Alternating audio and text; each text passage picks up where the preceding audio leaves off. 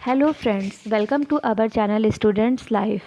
सो friends, आज मेरा KVS PRT का मॉर्निंग शिफ्ट में एग्ज़ाम था और मेरा एग्ज़ाम अच्छा गया है, मैं कह सकती हूँ। जितनी मैंने प्रिपरेशन कर रखी थी उस अकॉर्डिंग मेरा पेपर ठीक गया है।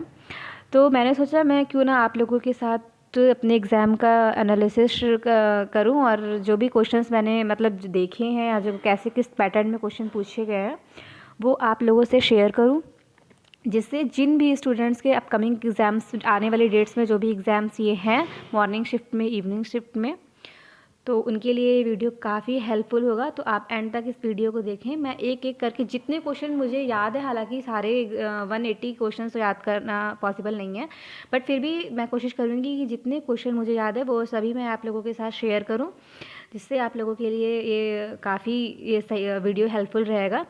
और आप उन्हीं क्वेश्चंस के बेस्ड पर ही उन्हीं टॉपिक्स को रिवाइज़ करिए और एक्स्ट्रा आपको पढ़ने की कोई भी ज़रूरत नहीं है। और मैं एक चीज़ आप लोगों को बोलूँगी कि एग्ज़ाम का जो पैटर्न है वो इजी टू मॉडरेट ही है, बिल्कुल भी डिफ़िकल्ट या हार्ड पेपर नहीं है। सो आप लोग पैनिक बिल्कुल भी ना हो और आपने जितना पढ़ रखा है सिर्फ बार बार उन्हीं टॉपिक्स को ही रिवाइज़ करें। एक्स्ट्रा या नया कुछ भी पढ़ने की ज़रूरत नहीं है, क्योंकि एग्ज़ाम बहुत ही ज़्यादा ईजी मोड में ही आ रहा है। और आप लोगों ने जितनी अपनी तैयारी कर रखी है उसको ही आप आगे और ज़्यादा रिवीजन करते रहें। तो चलिए देखते हैं कि क्वेश्चंस जो हैं किस किस तरह के पूछे गए हैं। तो सबसे पहले हम अगर बात करते हैं इंग्लिश पेपर की, तो इंग्लिश में जनरल पेपर में 10 मार्क्स की इंग्लिश आई थी और सब्जेक्टिव में 20 मार्क्स, यानी कि टोटल 30 मार्क्स की इंग्लिश थी। तो इंग्लिश में जनरल पेपर में मोस्टली नरेशंस के, पैसिव वॉइस के और एंटोनियम्स मतलब कि अपोजिट्स से क्वेश्चंस थे। और सब्जेक्टिव में एक पैसेज भी दिया हुआ था, उस पे बेस्ड क्वेश्चंस थे।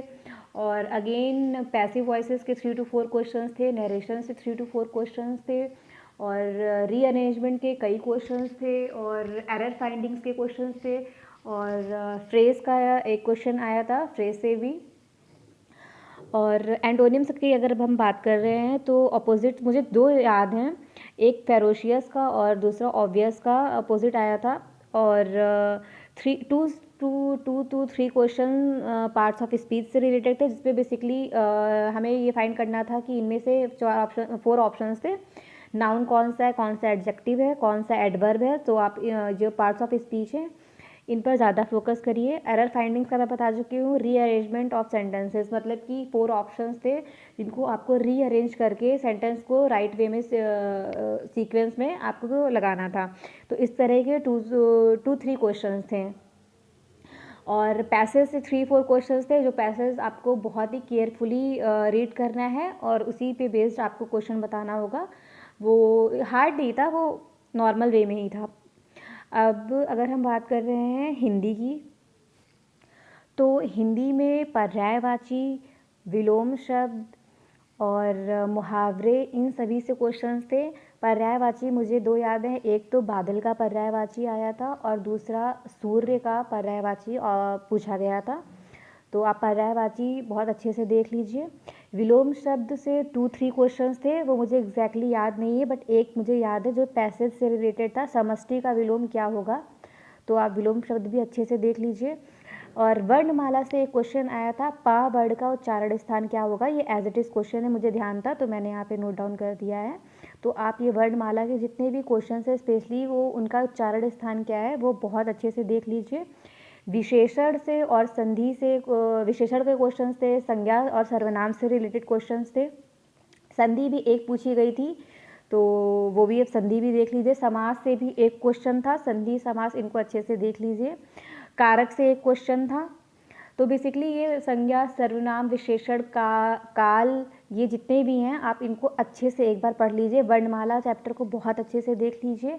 पर्यायवाची, विलोम शब्द और मुहावरे, लोकोक्तियाँ, इनको एक बार नज़र इन पर भी डाल लीजिए। और फिर कम से कम 5 to 6 क्वेश्चंस NCERT के चैप्टर बेस्ड थे, वही जो आप रिमझिम बुक रिमझिम से जो हिंदी की बुक है 1st to 5th, उनसे रिलेटेड क्वेश्चन थे। जो सेकेंड क्लास से 2-3 क्वेश्चंस थे और क्लास 5th के चैप्टर से कुछ क्वेश्चंस थे। तो आप रिमझिम के जो एनसीईआरटी बुक्स की समरी है चैप्टर्स की, उनको बहुत अच्छे से सारे कैरेक्टर्स जो स्पेशली नेम है वो बहुत अच्छे से आप देख लीजिए।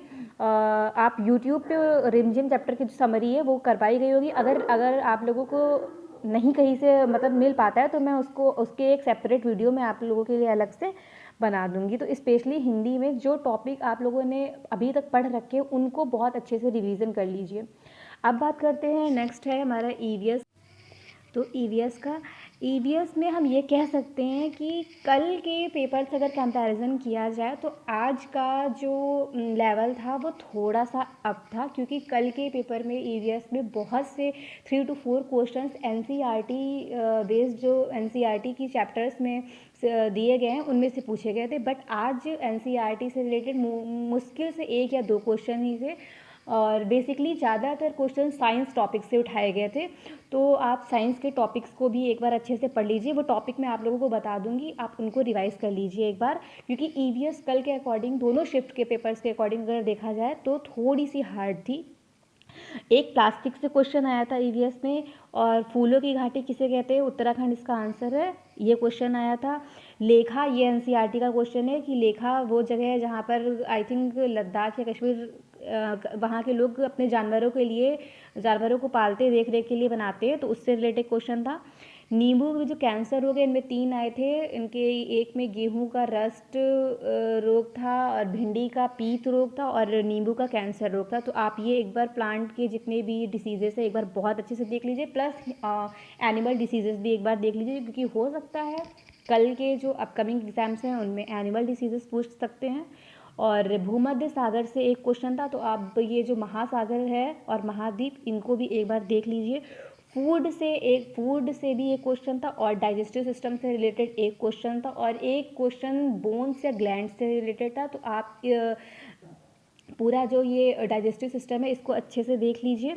और ईवीएस में और बाकी जो तुम एनसीईआरटी बेस्ड क्वेश्चंस चैप्टर्स के थे 1-2 क्वेश्चंस थे, और मोस्टली ईवीएस में स्टेटमेंट वाले क्वेश्चंस काफ़ी ज़्यादा थे, तो जिनमें ऑप्शंस में बहुत कन्फ्यूज़न होती है। तो आप जब इनको देखिएगा तो उनके ऑप्शंस बहुत अच्छे से देखिएगा, तभी आपको सही आंसर पता चल जाएगा।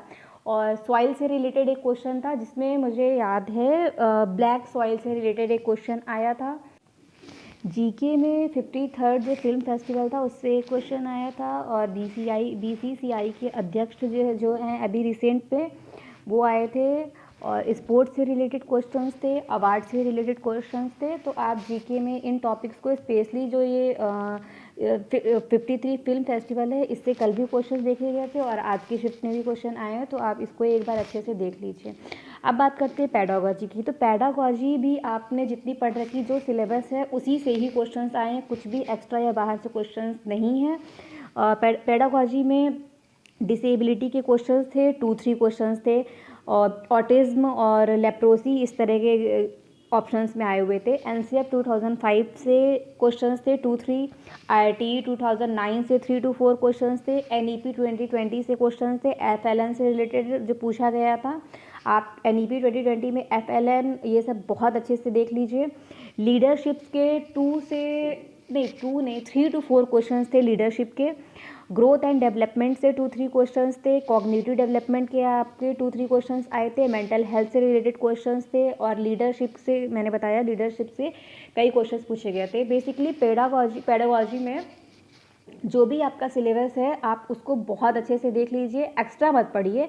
ये आप आरटीई, एनसीएफ है, एनईपी है, इन सब के टॉपिक्स को बार बार अच्छे से रिवीजन कर लीजिए।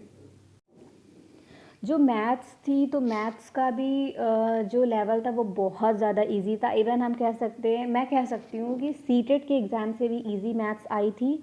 तो मैथ्स में जो लोग बहुत ज़्यादा परेशान हैं कि बहुत ज़्यादा हार्ड या फिर जो भी हार्ड टॉपिक हैं उन्हें रिवाइज कर लें, तो आप बिल्कुल मत करिए। बिल्कुल बेसिक मैथ्स जो है सिर्फ वही आएगी। एडिशन से रिलेटेड 3 to 4 क्वेश्चन थे जिनमें सिर्फ आपको सिंपली एडिशन करना था। फ्रैक्शंस के क्वेश्चन थे, डेसिमल्स से क्वेश्चन थे, वॉल्यूम से क्वेश्चन थे, एंगल का एक क्वेश्चन आया था, और प्रोबेबिलिटी यानी कि प्रायिकता है इसके 2 क्वेश्चन थे। पाई चार्ट से रिलेटेड क्वेश्चन थे, कैलेंडर का एक क्वेश्चन था, क्यूबॉइड का और मेंसुरेशन से मतलब 2-3 क्वेश्चन थे, और आपका एरिया से एक क्वेश्चन पूछा गया था। और पेरीमीटर का एक क्वेश्चन था। तो मैंने ये वीडियो के एंड में आपकी जितने भी क्वेश्चंस मैंने आपको यहाँ पे नोट किए हुए हैं वो मैंने लगा दिए हैं। आप चाहे तो इनका स्क्रीनशॉट ले सकते हो। और आपसे मैं यही बोलूँगी, आप जितने टॉपिक्स मैंने बताए हैं सिर्फ उन्हीं टॉपिक्स को बार बार रिवाइज़ करिए, क्योंकि जो भी ये एग्ज़ाम का पैटर्न है वो बहुत इजी है। तो आपको बिल्कुल भी घबराने या पैनिक होने की ज़रूरत नहीं है। आप अपने जो तैयारी जितनी आपने की है उसको अच्छे से रिवाइज़ करिए, और जो मैंने टॉपिक्स बताए हैं उनको एक बार अच्छे से और देख लीजिए। स्पेशली हिंदी में जो रिमझिम चैप्टर्स हैं उनको अच्छे से एक बार पढ़ लीजिए। और ऑल द बेस्ट फॉर जिनका अपकमिंग एग्ज़ाम है उन सभी के लिए। Thank you.